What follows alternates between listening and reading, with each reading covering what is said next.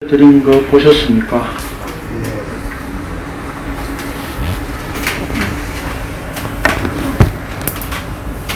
무슨 차이가 있던가요?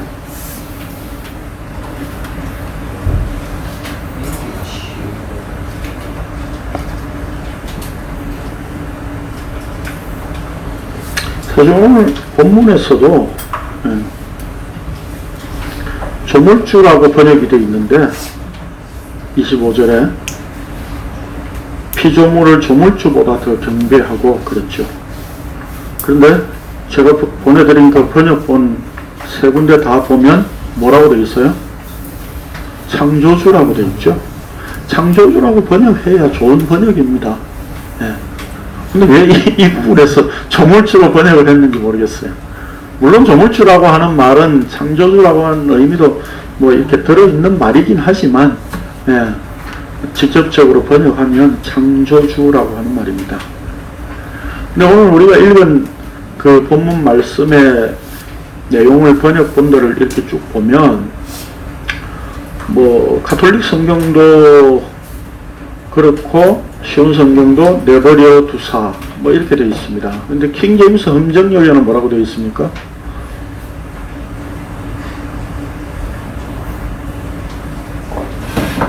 네? 내주사, 내어주사 그렇게 되어 있죠? 아닙니까? 네. 사실은 이 킹제임스 흠정역이 좀 더 이렇게 원문에 가까운 번역을 한 겁니다. 네. 네, 그런 점에서 잠깐 우리의 염두에 두고 봅시다. 오늘 제목을 우리 성경 본문에 나와 있는 그대로 내버려 두사 이렇게 되어 있습니다. 오늘 이 본문을 가지고 다음 주에 한 주를 더 하는데 오늘은 27절까지 거의 살펴볼 겁니다. 근데 28절도 연관되어 있기 때문에 32절까지 다 읽었고요. 네. 어쨌든 한 주를 더 다음 주 하겠습니다. 28절부터 32절까지는 네. 우리가 지금 이 본문을 보는 로마서를 지금 강론해 나가는 가운데에 우리가 어느 시점에 와 있는지 우리가 좀 확인을 다시 좀 할 필요가 있겠죠. 네. 로마서는 바울이 무엇에 대해서 말한다고 했습니까? 이제 이렇게 하면 척 나와야죠. 지금 몇 주인데 지금 10주째인데 예? 예, 하나님의 복음 예. 집에서 부부 싸움 하거나 이렇게 해서 좀 기분 나쁘신 분들은 대답 안 하셔도 되는데 예. 그렇지 않은 분들은 이렇게 빨리빨리 대답을 해주세요. 뭐 기분 나쁜 것처럼 와가지고 앉아있지 마시고 예. 하나님의 복음에 대해서 말한다고 그랬습니다. 그랬었죠. 그게 로마서 1장 서두에 첫 절에 이미 선포하고 있습니다. 그렇다면 이제 로마서는 전체가 뭐에 대해서 우리가 살펴봐야 된다고요?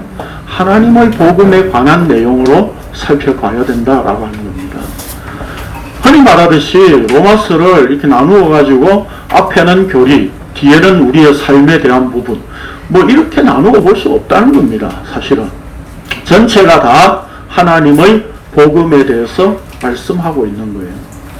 그럼 그 하나님의 복음이 뭐라고 그랬습니까?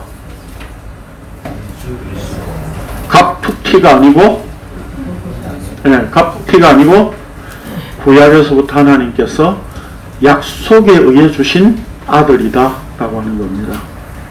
갑자기 툭 튀어나온 게 아니라 하나님께서 이미 오래전부터 구약에서부터 약속으로 주신 아들입니다. 그 아들에 대한 것이 바로 뭐라고요? 하나님의 복음이다. 그렇기 때문에 하나님의 복음이라고 말할 때는 그 하나님의 복음이라고 하는 의미는 이것이 아니잖아 라고 하는 의미가 들어있는 거죠. 그렇죠? 하나님 편에서 자기 약속에 의해서 하나님이 친히 이 땅에 오셔서 십자가에 죽으신 사건 그 자체가 바로 복음이라는 거예요. 그래서 하나님께서 약속하셨고 하나님께서 나타내신 것이기 때문에 하나님의 복음이다.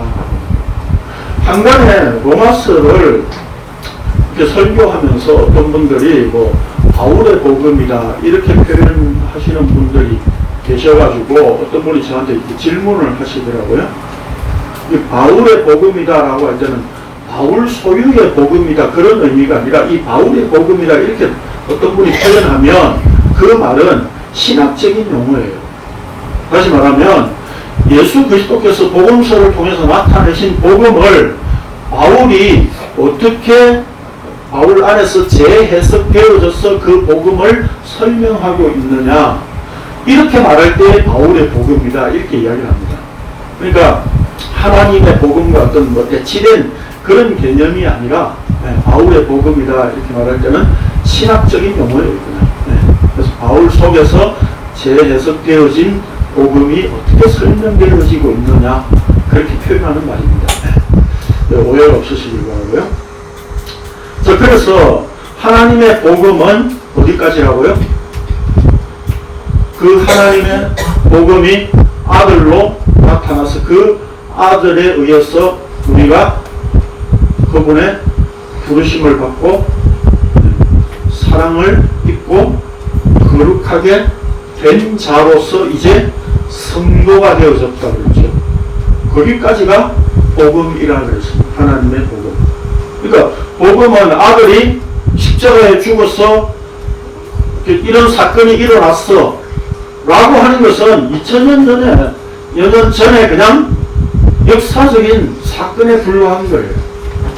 그게 내가 그리스도와 더불어 함께 죽은 십자가가 되지 않으면 나는 그 복음과 사실은 아무 상관이 없는 존재입니다.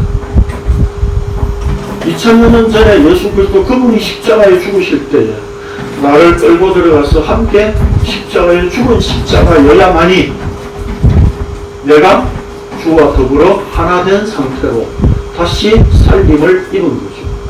그걸 거룩하게 된 자, 성도라고 표현했습니다.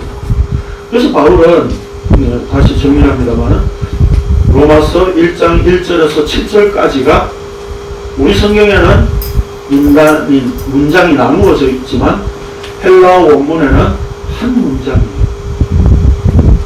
1장 1절에서 7절까지가 한 문장이에요. 그럼 그 한 문장 안에 지금 바울이 무슨 이야기를 하려고 했던 겁니까?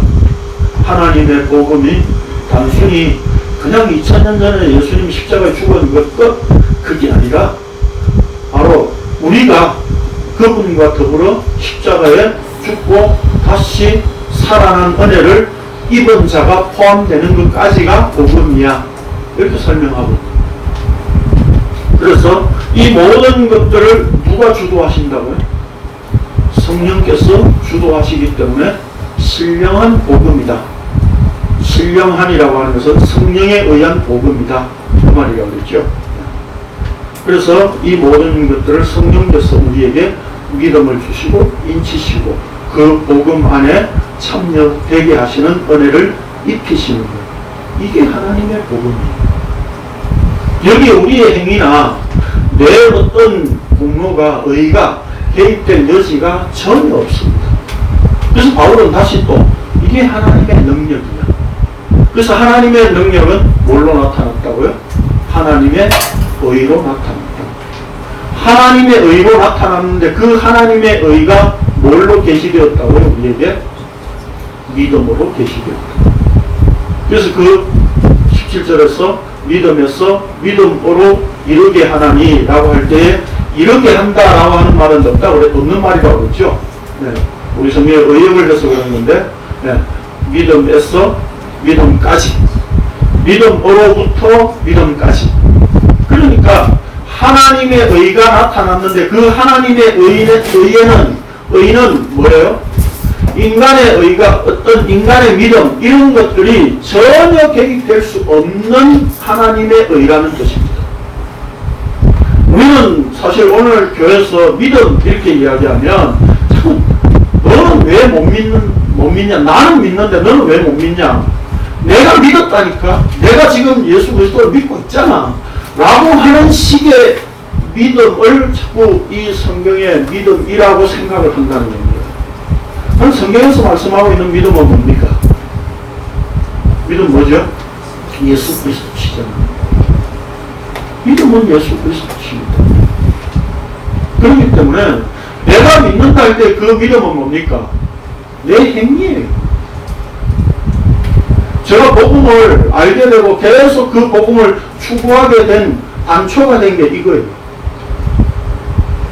로이더스 목사님 책을 수없이 읽으면서 저한테 가장 큰 도전이 되었던 게 내가 믿는다고 하는 이 믿음이 내 행위일 수 있다라고 하는 내용이었습니다.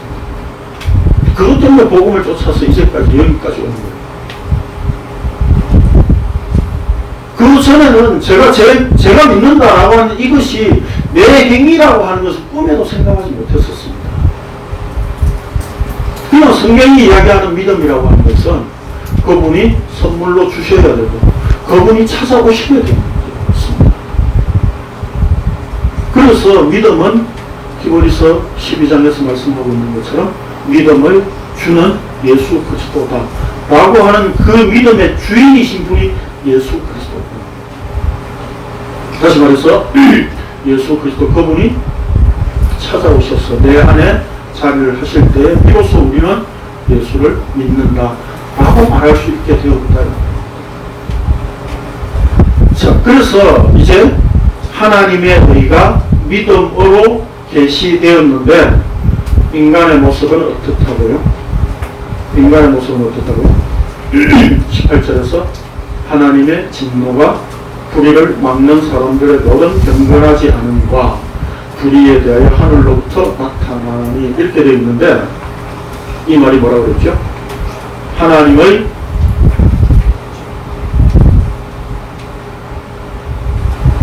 진노가 불의로 나타났는데 어떻게 해요? 경건하지 않음과 진리를 막는 모습으로 나타납니다. 그러니까 여기에 뭐가 대조된 겁니까? 하나님의 의와 인간의 의가 대조되어 있는 거예요. 그런데 인간의 의는 어떤 의라고요? 불의라고요. 불의.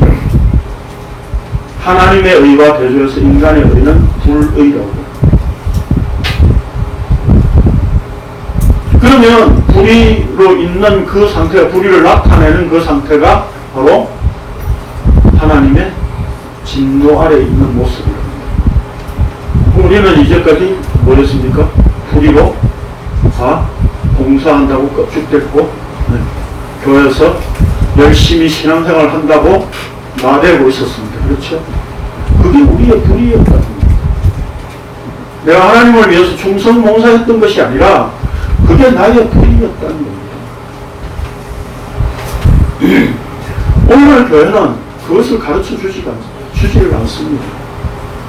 열심히 교회 나와서 봉사하면 주를 위해서 열심히 충성하고 있구나.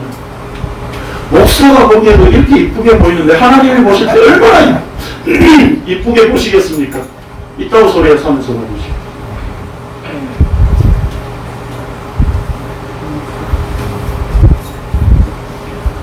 내가 교회에서 충성하고 내가 신앙생활을 하고자 했던 그것이 내 불이라는 겁니다. 그 죄악을 아무도 지적해 주지 않는 겁니다. 그러나 성경은 그 지적을 계속하고 있습니다. 너가 죄인이야. 너에게서 나오는 건 죄밖에 없어. 너는 죄의 공장이야. 그런데 네가 뭐 교회에서 충성한다고 그게 하나님의 의로움이 돼? 그렇게 충성 봉사해놓고 자기 공로, 자기 의 다 내세우잖아요. 네? 강제상에 꽃꽂이 한번 해놓고 나면 그 주일은 꽃만 보이잖아요. 그랜드 피아노 내가 하나 바치고 나면 널 예배 마치고 가서 보지요. 누가 기스 내는 사람인가? 네? 늘 확인하잖아요. 그게 내 의라니까요. 그게 불의예요. 그러니까 우리가 하나님을 위해서 뭘 하지 말자, 헌금도 하지 말자, 그런 이야기입니까 지금? 우리에게서 나오는 것이 하나님의 진노 아래 있는 것이다 라고 하는 것을 우리는 알지 못하면 하나님의 의는 언감생심 우리의 마음속에 생각할 수 없는 것이다 라고 하는 겁니다. 자, 그래서 이제까지 로마서 1장 서두에서부터 했던 내용들을 대충 정리했고요. 교환을 보면서 또 설명드릴게요. 바울 사도가 로마 교회에 보내는 편지에서 하나님의 복음이 약속의 아들, 즉 예수 그리스도이심을 천명한 이후에 18절에서 하나님의 진노가 불의로 진리를 막는 사람들의 모든 경건하지 않음과 불의에 대하여 하늘로부터 나타나느니라고 선언했습니다. 17절에서 하나님의 의가 믿음으로 계시된 것과 대비해서 왜 하나님의 진노가 계시된 것에 대하여 말하고 있을까요? 그것은 한마디로 왜 하나님께서 사람들을 진노 아래 두셔야 했는가를 알아야 더욱 분명하고 확실하게 하나님의 의를 알기 때문입니다. 그래서 불의와 하나님의 의를 대조하여 나타내었던 것입니다. 그렇다면 그 하나님의 진노가 어떤 모습으로 나타났습니까? 하나님의 진노는 썩어지지 아니하는 하나님의 영광을 썩는 것으로 대체하는 것으로 드러났다고 하였습니다. 그게 진노 아래 있는 모습이라고. 인간이 진노 아래 하나님의 진노 아래 있기 때문에 하나님의 영광을 썩는 것으로 자꾸 이렇게 대체한다는 겁니다. 그게 뭡니까? 간단하게 예를 들면 우리가 예배당을 보통 그 성전이라고 그러잖아요. 그렇죠? 근데 실질적으로 구약에서 성전에 대한 계시를 주신 이유가 뭡니까? 예수 그리스도를 보여주고 설명하기 위해서입니다. 그래서 신약에 와서 성전은 예수 그리스도의 몸이라 이렇게 표현하고 있는 거예요. 근데 우리는 그 성전을 뭡니까? 하나님의 거룩한 성전으로 둔갑시키죠. 하나님의 영광을 인간들에 의해서 썩어지고 무너뜨리고 멸망받을 수밖에 없는 그 건물로 자꾸 표현을 한다 이 말입니다. 그게 우리가 하나님의 진노 아래 있는 모습이에요. 그게 우리의 불의라니까요. 그래서 우리는 보이지 않는 하나님을 자꾸 눈에 보이는 것으로 나타내려고 그래요. 오늘날 교회가. 그게 바로 이런 모습이에요. 그리고 그 구체적인 현상을 24절 이하에서 말씀합니다.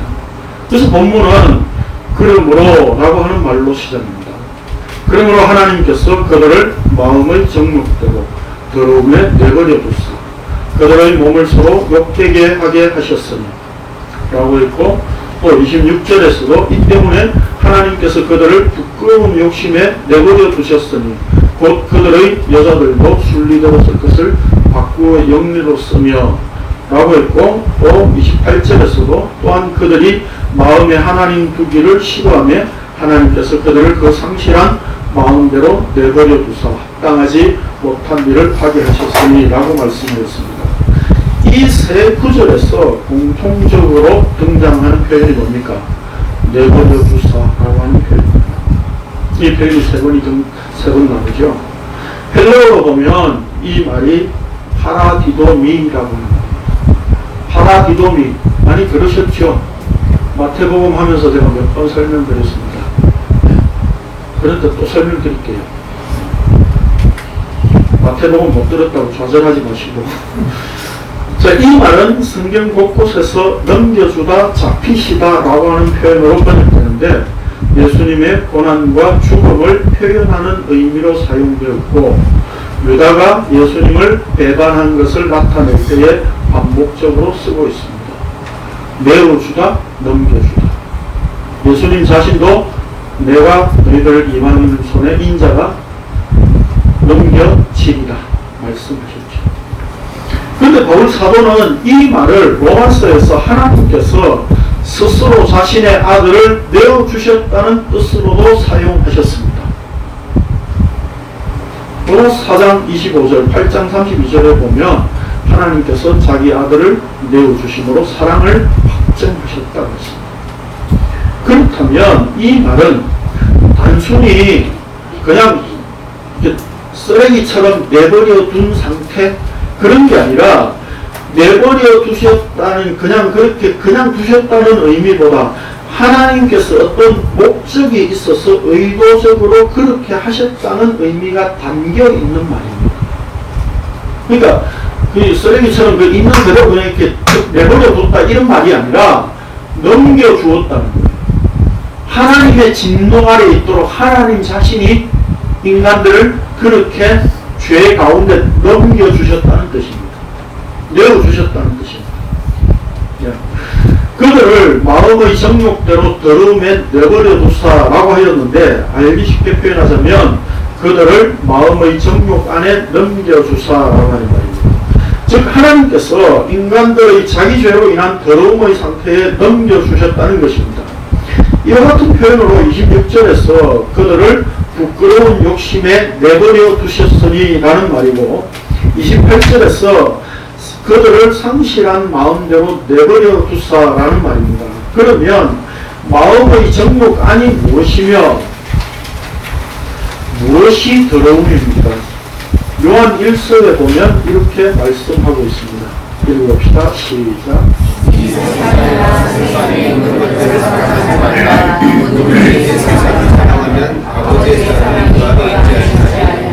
이는 세상의 영광과 것이 육신의 정욕과 만민의 정욕과 세상의 자랑이니 아버지께로 온 것이 아니요 세상으로부터 온 것이라. 세상에 있는 모든 것이 육신의 정욕과 안목의 정욕과 이생의 자랑이라고 하였습니다. 즉 세상이 육신이고 그 육신이 바로 우리의 정욕이라는 뜻입니다. 그러니까 성경이 말씀하고 있는 것은, 우리는요, 이렇게, 이런 또 말씀드려야 되나요? 성경을 가지고 자꾸 영과 혼, 혹은 뭐, 영과 혼, 육, 또 영혼, 혹은 육체, 이렇게 자꾸 나누죠. 그게 어디서 온 줄 아십니까? 그게 헬라 철학에서 왔거든요. 우리는 보통 보면, 이렇게 장례식 하면, 특히 왜 이렇게 땀에 묻을 때 하관식이라고 그러죠. 하관식 할 때 보통 목사들이 설교할 때 뭐라고 이야기합니까? 하나님 육신은 여기 묻지만 영혼은 하나님께서 받아주신 줄 믿습니다. 이러죠. 누구 마음대로. 믿음이 아니라 그냥 잘못된 상식에 의한 자기 체면에 걸려 있는 거죠. 그렇죠. 성경은 영혼, 혹은 영육, 이렇게 인간을 나누지 않습니다. 인간은 그냥 전인이에요. 그냥 인간이에요. 하나님께서 생기를 불어넣으시니까 생명이 되었다는 것은 살아있는 생명체가 되어졌다는 얘기예요. 거기에 생기는 무슨 푸념하고 그래서 그게 영이 들어가고 그런 개념이 아니에요. 하나님의 호흡에 의해서 살아있는 존재가 되었다, 이런 뜻이에요. 그러면 성경이 말하는 것은 영혼, 육체 이렇게 나누는 게 아니라 그냥 전인이에요. 그냥 인간이다, 이 말입니다. 그런데 바울이 영과 육 이렇게 이야기할 때의 영은 뭡니까? 그리스도 안에 있는 상태, 그리스도로 연결되어 있는 상태. 육은요, 그리스도 밖에 있는 상태. 그걸 이야기해요. 그러니까 영육이라고 하는 것은 여기서 지금 요한 사도가 말하고 있듯이 바로 육신. 그게 정욕의 상태에 있는 것이다 라고 하는 것이고, 그것이 곧 뭐예요? 세상이라는 거예요. 세상이 육신이고 그 육신이 바로 우리의 정욕이라는 뜻입니다. 이것은 하나님 아버지로부터 온 것이 아니라 세상으로부터 온 것이라고 밝히고 있습니다. 그러니까 이 육신은 뭡니까? 바로 세상이에요. 그 세상은 뭡니까? 그리스도 밖의 상태. 다시 말해서 하나님께서 인간들을 세상에 넘겨주셨다는 것입니다. 진리를 왜곡하고 우상을 섬기는 것으로 자기 몸을 더럽힐 뿐만 아니라 마음에 근원적으로 하나님 두기를 싫어하는 죄성에 사람들을 하나님께서는 넘겨주신 그것이 지금 우리에게 나타난 하나님의 진노라는 뜻입니다. 이런 점에서 보자면 하나님의 진리를 거짓 것으로 바꾸는 것은 인간이 취미 삼아 하는 작업이 아니라 집요하며 본능적이라는 사실입니다. 그래서 이는 그들이 하나님의 진리를 거짓 것으로 바꾸어 피조물을 조물주보다 더 경배하고 섬기며 주는 곧 영원히 찬송할 이시로다 아멘이라고 선언하였습니다. 여기서 조물주라고 번역한 말은 창조주라는 말입니다. 마음에 하나님 두기를 싫어하고 하나님과 마주치고 싶어하지 않는 것이 인간의 죄성입니다. 이런 사고방식을 가지고 인간들은 날마다 하나님이 필요 없다고 내까지면서도 정작 자신의 한계를 느끼면 하나님을 찾지만 정작 자기 자신을 위한 하나님으로 만들어요. 내가 신이 됐어. 하나님을 그저 부리고 싶어하는 거죠. 내가 필요할 때 달려와서 내 문제를 해결해주는 람보 같은 예수. 그래서 전에도 말씀드렸었죠. 우리 딸 이름 예람이가 예수님은 람보가 아니다. 예수님은 람보가 아니에요. 우리의 어떤 문제든지 해결해주는 그런 해결사가 아니다 이 말입니다. 기도하면 된다고요? 기도하면 안 되는 거 수없이 많습니다. 기도 안 했는데도 하나님께서 이루시는 게 있다니까요. 그게 뭡니까? 하나님 자기 약속 안에 있는 거예요. 그건 우리의 기도와 상관없이 이루시는 겁니다. 내가 언제 예수 믿게 해달라고 기도한 적 있습니까?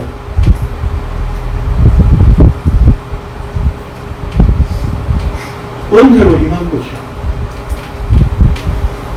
그게 바로 하나님의 약속 안에 있었던 일입니다. 그 은혜 때문에 오늘 우리가 예수 그리스도를 믿는다라고 말할 수 있게 된 거예요.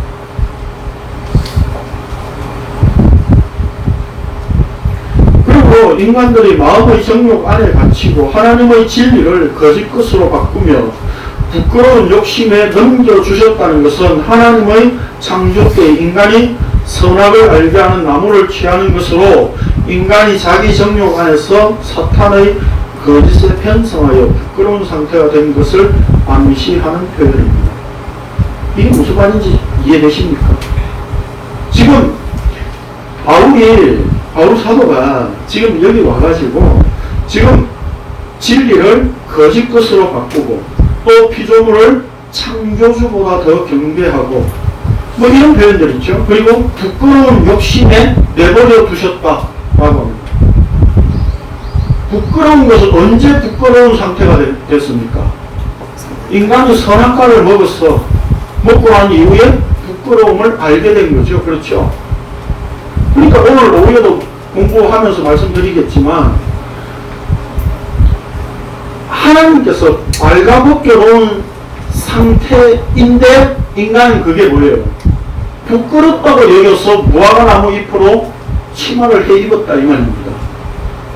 하나님이 벗겨놓은 상태가 나는 내 마음에 안 들어요 그 말이잖아요. 그런 부끄러운 상태가 바로 죄라는 겁니다. 그게 우리의 죄예요. 그러니까 여기에 지금 이런 용어들이 지금 전부 뭡니까? 창세기에 창조 때에 지금 표현하셨던 그 용어를 바울이 그대로 쓰고 있는 거예요. 다른 말로 하면 지금 우리가 이 24절부터 26절까지 이렇게 쭉 읽어가면 뭐가 생각나야 되느냐 하면 창세기에 그 창조 때의 상황이 기록된 말씀, 그 말씀이 생각나야 되는 거예요. 이해되시죠? 네. 왜 제가 이렇게 말씀드리느냐 하면 좀 설명을 들어보면 아실 겁니다. 그래서 바울은 곧 그들의 여자들도 순리대로 쓸 것을 바꾸어 영리로 쓰며 그와 같이 남자들도 순리대로 여자 쓰기를 버리고 서로 향하여 음욕이 부릴 듯하며 남자와 더불어 부끄러운 일을 향하여 그들의 그릇 때문에 상당한 보응을 그들 자신이 받았느니라 라고 하였습니다. 여기 순리대로라고 하는 말은 헬라어로 피시코스라고 하는 말인데 자연적으로 자연스럽게 뭐 이렇게 짜장라면 선전하는 거는 본성대로 이런 말입니다. 그 말을 의역을 해가지고 순리대로 이렇게 이제 번역을 한 겁니다. 그럼 영리대로라고 하는 말은 뭐냐면 파라피시스라고 하는 말이에요. 피시코스라고 하는 말 같은 말입니다. 근데 앞에 파라가 붙어 있어요. 파라는 곁에 또는 반대로라고 하는 뜻입니다. 그러니까 이 말을 우리가 지금 감 잡을 수 있겠죠. 영리라고 하는 말은 무슨 말이냐면 곁에 비슷하게 있는 상태는 반대다 이 말입니다. 네. 곁에 비슷하게 있는 것은 아니다 이 말입니다.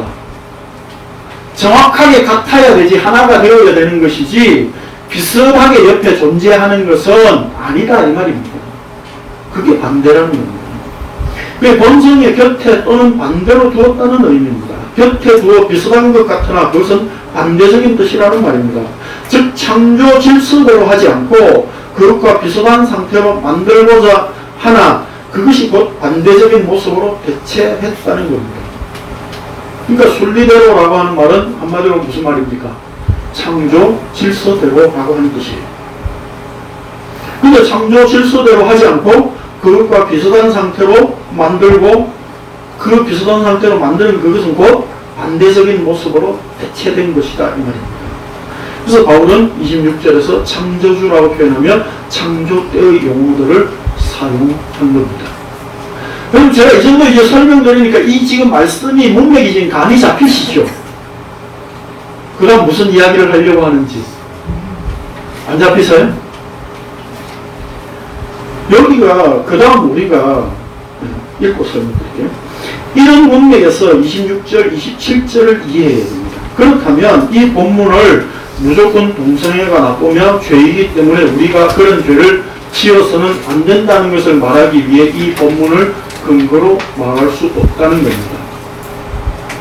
레위기 18장 22절에 보면 너는 여자와 동침함 같이 남자와 동침하지 말라. 이는 가정한 일이니라 라고 하였고 또 레위기 20장 13절에서도 누구든지 여인과 동침하듯 남자와 동침하면 둘 다 가정한 일을 행함인저 반드시 죽일지니 자기 피가 자기에게로 돌아가리라 라고 하였습니다. 이러한 율법의 말씀을 왜 주셨을까요? 이 율법의 말씀 뭘 의미할까요? 단순히 너희들 동성애 하지마 그 얘기일까요? 예? 지금 바울이 왜 창조 용어, 창조 때의 상황으로 지금 되돌려가지고 왜 이렇게 설명하는지 이해되십니까? 그럼 창조 질서가 뭐라는 겁니까? 그 창조 질서를 얘기하고 있는 게 창세기 2장 22절에서 25절입니다. 읽어보겠습니다. 시작.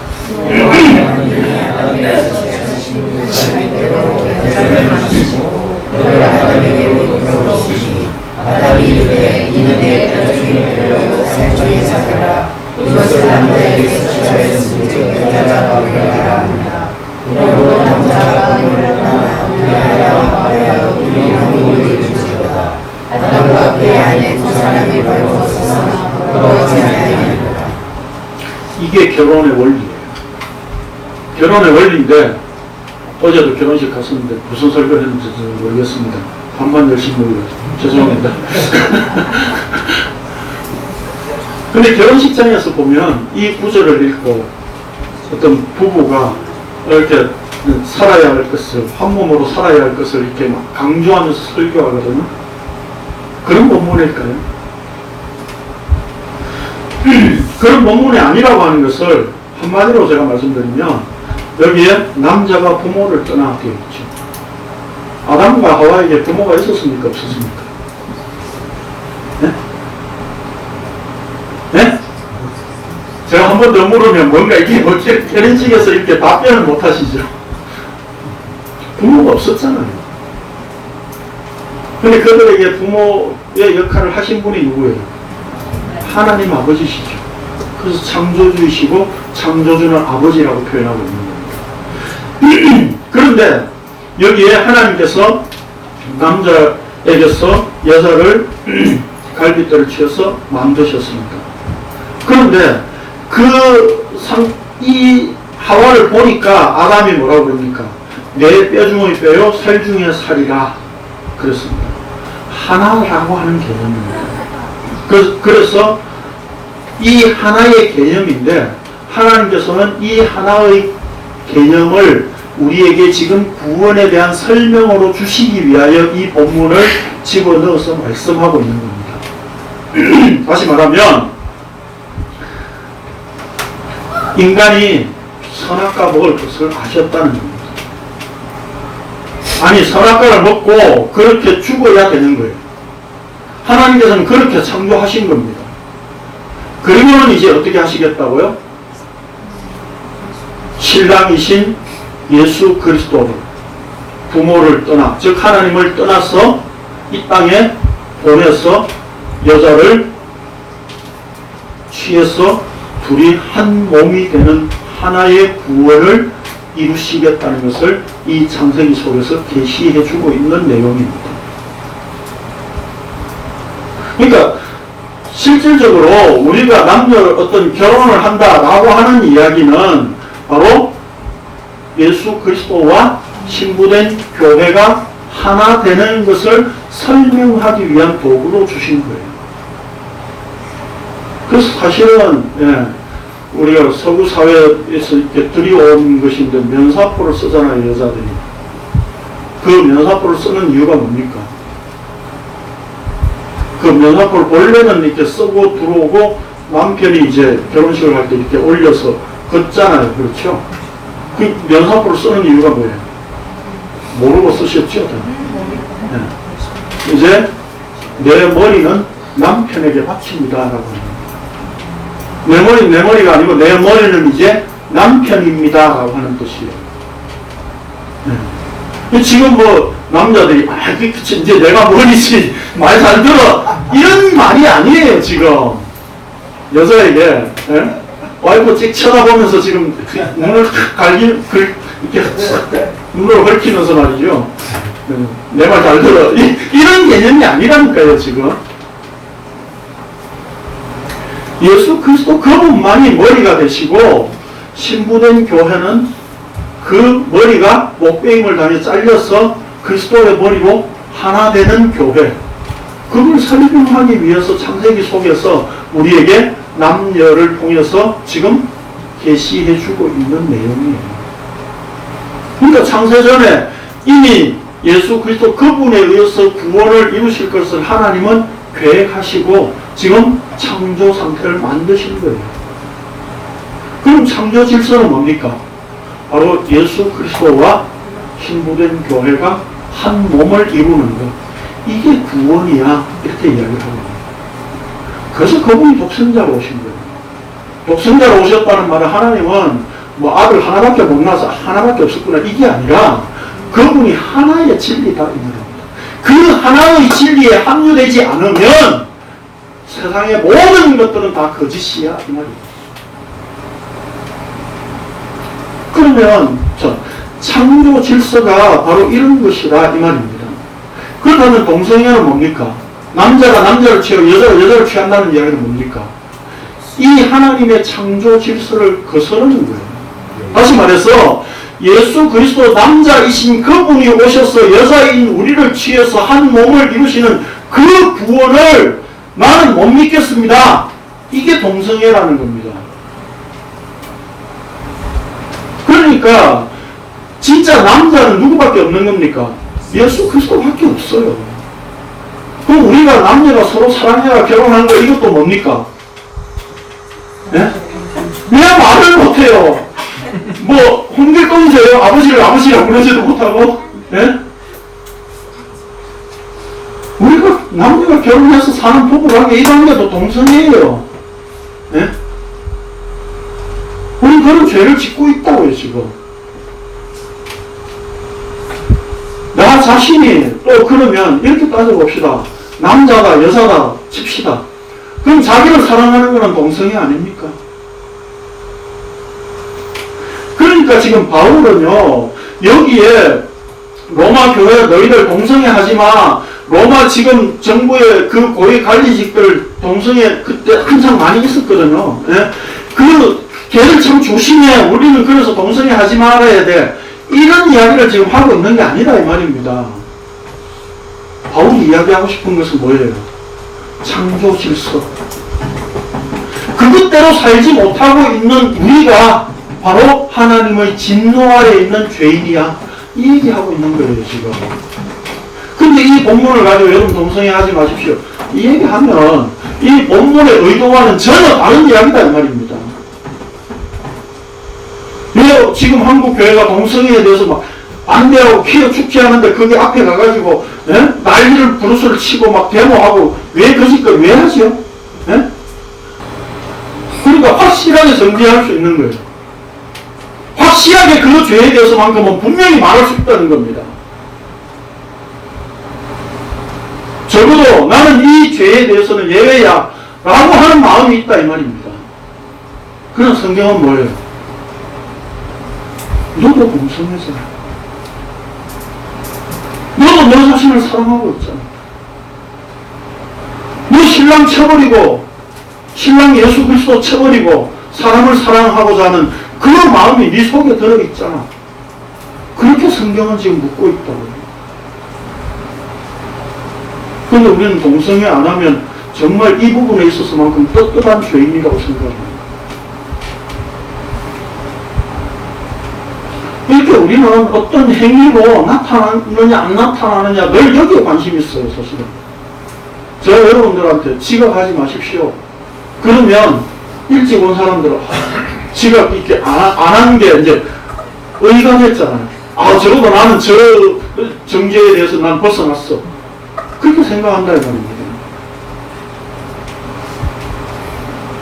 그렇게 우리는 어떤 것을 선을 그어놓고 율법이라고 하는 선을 그어놓고 죄인이냐 아니냐라고 하는 것을 행동을 드러난 것을 가지고 이야기를 한다 이 말입니다. 그러나 성경이 이야기하는 것은 모든 인간들이 다 하나님의 진노 아래 있는 존재야 라고 선언하고 있습니다.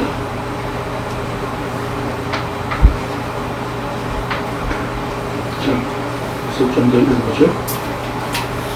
창조주는 남자에게서 나온 여자가 뼈중의 뼈로 살중의 살로서 한 몸의 상태를 보여주는 것이었습니다.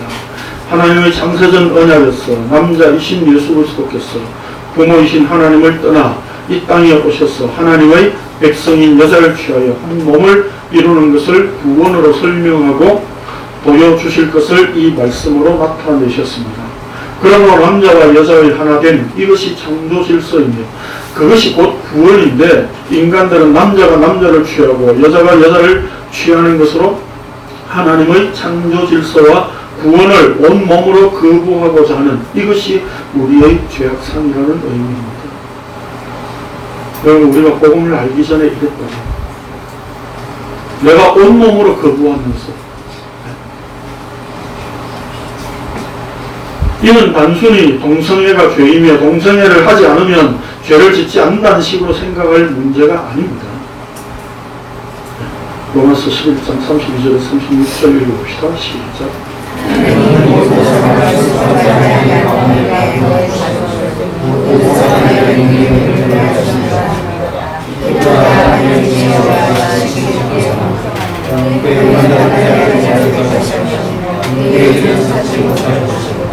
누가 주의 마음을 알았느냐? 누가 그의 용서가 되었느냐? 누가 주의 먼저서 사주시는 받느냐? 이는 마음이 주의 영광에서 조롱하느냐? 주의 돌아갑니다. 주의 영광이 있으시리라. 하나님이 모든 사람을 순종하지 않는 가운데 가두어 두셨다 그랬습니다. 하나님은 모든 인간들을 죄 가운데 넘겨주셨습니다. 아니 죄 가운데 가두어 두셨습니다. 그렇게 하신 이유가 무엇입니까? 이 문제는 왜 하나님께서 구약 시대부터 신약 시대에 이르기까지 언약을 주셨고 또한 그 언약대로 아들 예수 그리스도를 십자가에 내어주셨으며 그 십자가의 완성으로 말미암아 성령님을 왜 이 땅에 보내셨는가 하는 하나님의 일하심을 살펴보는 것으로 알 수 있을 것입니다. 아담이 선악을 알게 하는 나무를 취한 범죄 이후에 하나님께서 곧장 언약을 주셨는데 여인의 후손이 뱀의 머리를 상하게 하신다는 것이었습니다.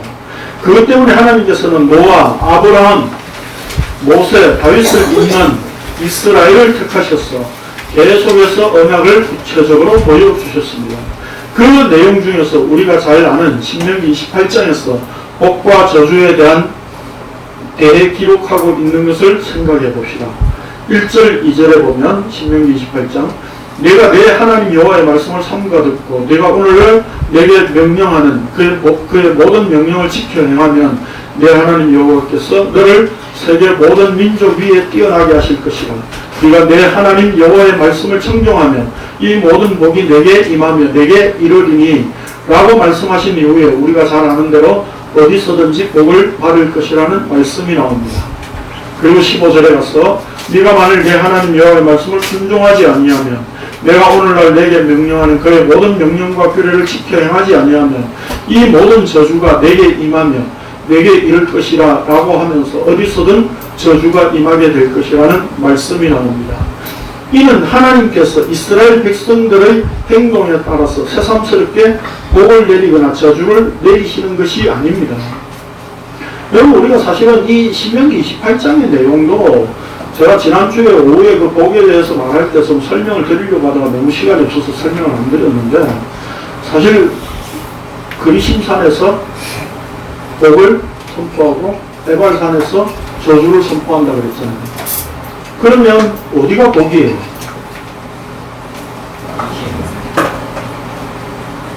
네?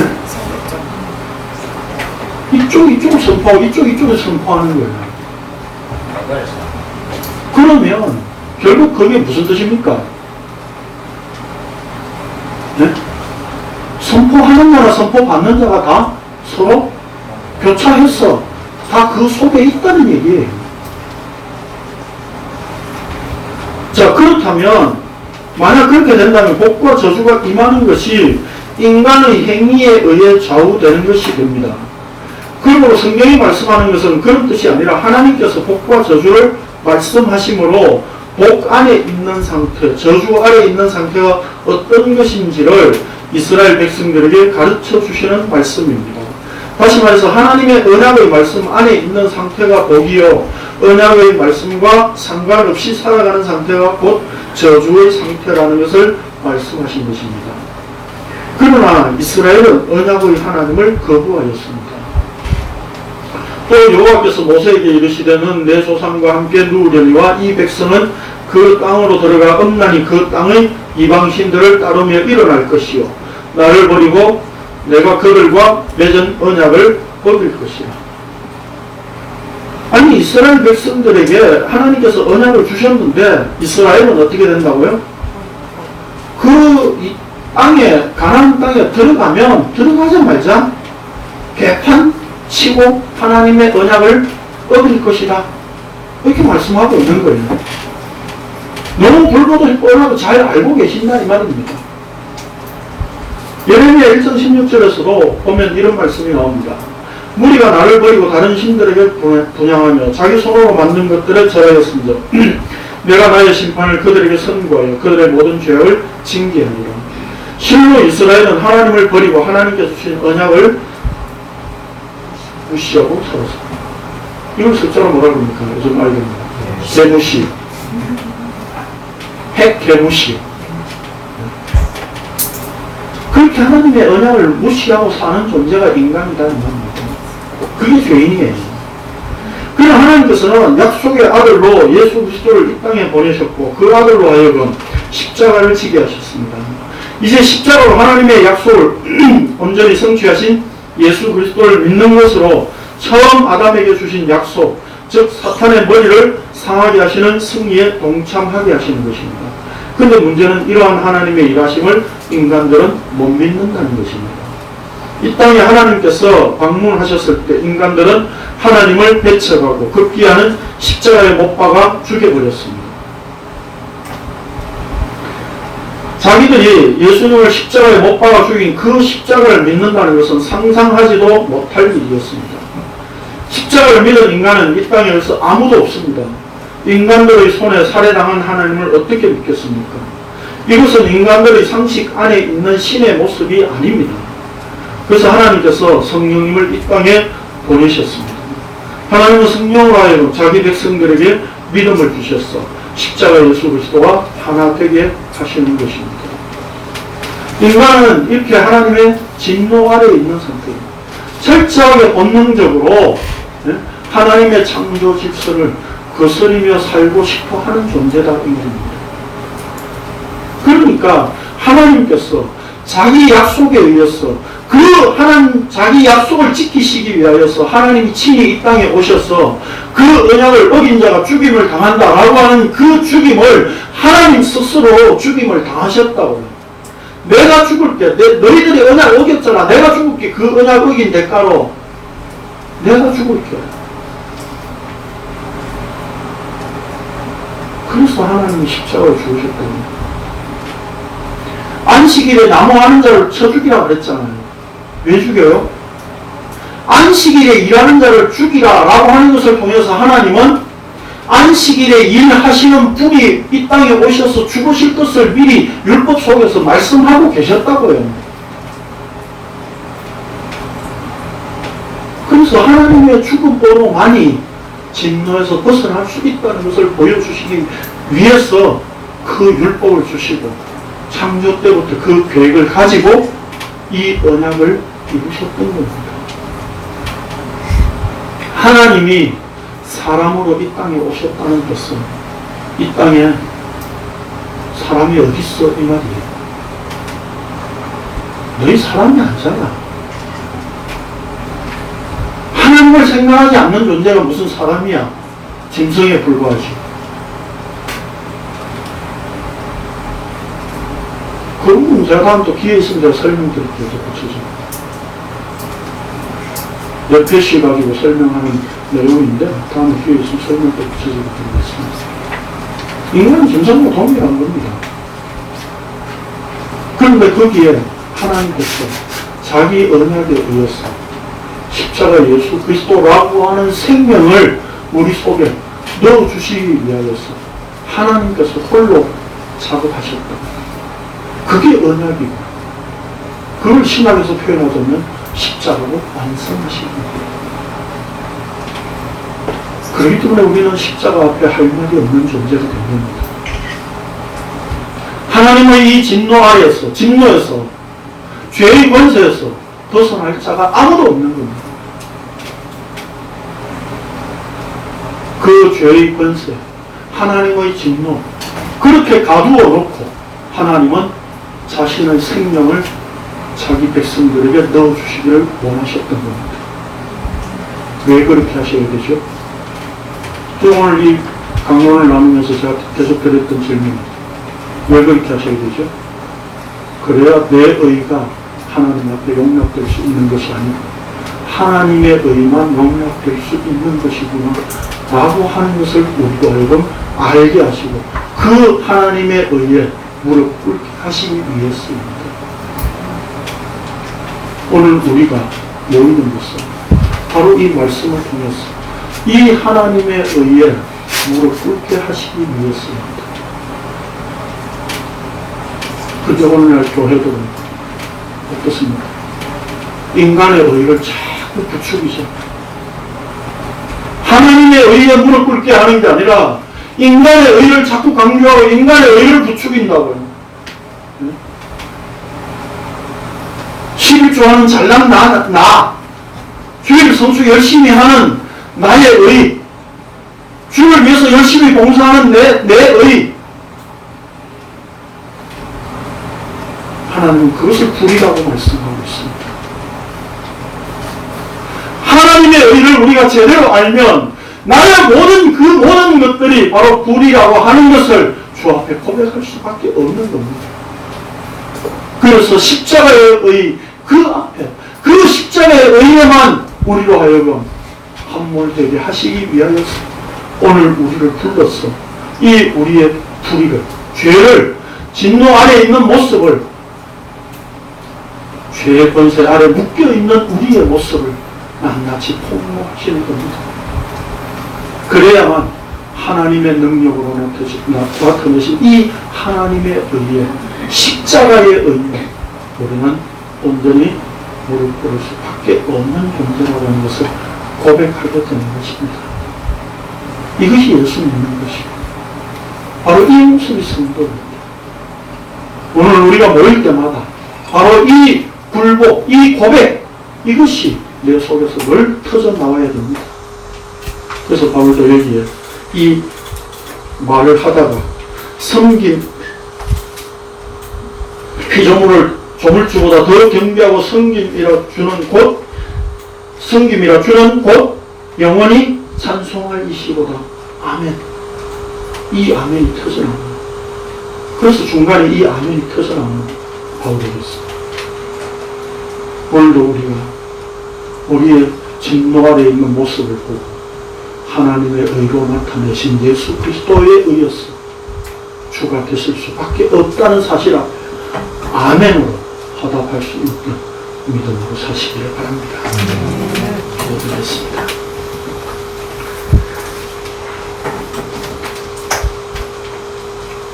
우리의 불의함에 스스로 갇혀버렸던 저희들이었습니다.